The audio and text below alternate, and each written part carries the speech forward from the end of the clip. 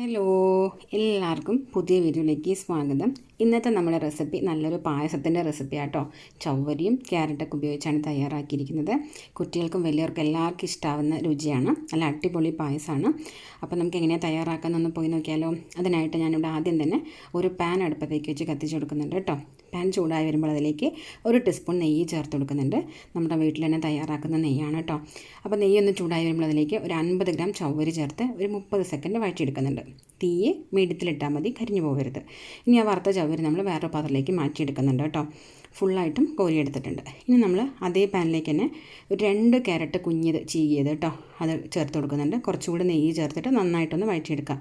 ക്യാരറ്റും ഒരു 30 സെക്കൻഡ് വഴറ്റിയെടുത്താൽ മതി, കരിയാതെ ശ്രദ്ധിക്കണം. അത് വഴറ്റിയിട്ട് നമ്മൾ വേറൊരു പാത്രത്തിലേക്ക് ചവ്വരി മാറ്റിയ പോലെ ഇതൊന്ന് മാറ്റി വയ്ക്കുന്നുണ്ട്.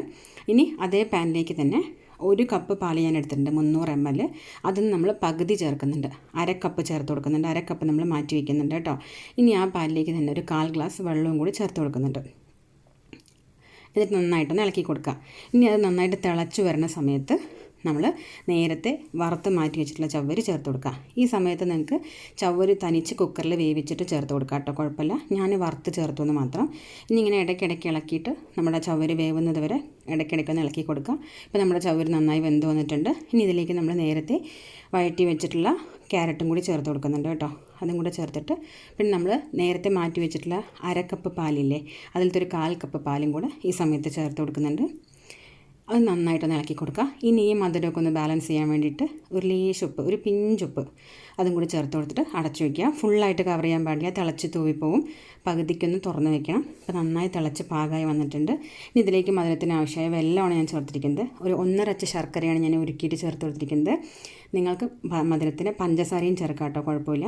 അതിലേക്ക് പിന്നെ 2 ടീസ്പൂൺ റവ അതും കൂടെ ചേർത്തിട്ട് നന്നായിട്ടൊന്ന് കൈവിടാതെ കട്ട ഒത്താതെ ഇളക്കിയെടുക്കാം കേട്ടോ. അപ്പോൾ ഇത്രയേ ഉള്ളൂ. ഇനി നമ്മൾ മാറ്റി വെച്ചിട്ടുള്ള പാലിൽ 1/2 കപ്പ് അതും കൂടി 1/4 കപ്പ് അതും കൂടെ ഒന്ന് ചേർത്ത് കൊടുക്കാം. അപ്പോൾ എല്ലാ പാലും ഇപ്പോൾ നമ്മൾ ചേർത്ത് കഴിഞ്ഞോടെ നന്നായിട്ട് ഇളക്കി കൊടുക്കുക.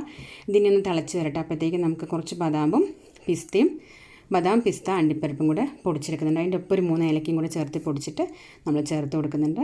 അത് നന്നായിട്ടൊന്ന് കട്ട കൊത്താതെ ഇളക്കിയെടുക്കാം. കഴിഞ്ഞു. ഇനി നമ്മൾ പായസത്തിലേക്ക് 1 ടീസ്പൂൺ നെയ്യ് ഒന്ന് ഒഴിച്ചു കൊടുക്കുന്നുണ്ട് കേട്ടോ. ഈ സമയത്ത് അണ്ടിപ്പരിപ്പ് മുന്തിരി വേണ്ടവരൊക്കെ ഒന്ന് വറുത്തിടുക. ഞാൻ അതൊന്നും ഇട്ടിട്ടില്ല. അപ്പോൾ നമ്മുടെ പായസം ഇവിടെ റെഡി ആയിട്ടുണ്ട്. അടിപൊളി പായസമാണ്, എല്ലാവർക്കും ഇഷ്ടമാവും കേട്ടോ. ക്യാരറ്റ് കഴിക്കാത്തവരൊക്കെ ഉണ്ടെങ്കിൽ ഇതുപോലെ ഒന്ന് ട്രൈ ആക്കുക, എല്ലാവർക്കും ഇഷ്ടമാവും. കുട്ടികൾക്ക് വളരെ, പ്രത്യേകിച്ച് കുട്ടികൾക്ക്. അപ്പോൾ എൻ്റെ വീഡിയോ കണ്ട് ഇതേപോലെ ഒന്ന് ട്രൈ ആക്കിയിട്ട് അഭിപ്രായങ്ങളൊക്കെ ഒന്ന് അറിയിക്കുക. പിന്നെ എൻ്റെ വീഡിയോ ഒക്കെ ഒന്ന് കണ്ട് ഇഷ്ടമാവുകയാണെങ്കിൽ ലൈക്ക് ചെയ്യാൻ മറക്കണ്ട. പിന്നെ നമ്മുടെ ചാനൽ പുതിയതായിട്ട് ആരെങ്കിലും കാണുകയാണെങ്കിൽ ഒന്ന് സപ്പോർട്ട് ചെയ്യാൻ മറക്കാതെ സപ്പോർട്ട് ചെയ്യാം കേട്ടോ. അപ്പോൾ ഇത്രയേ ഉള്ളൂ. ഓക്കെ, അടുത്തൊരു വീഡിയോയിൽ കാണാം. ബൈ.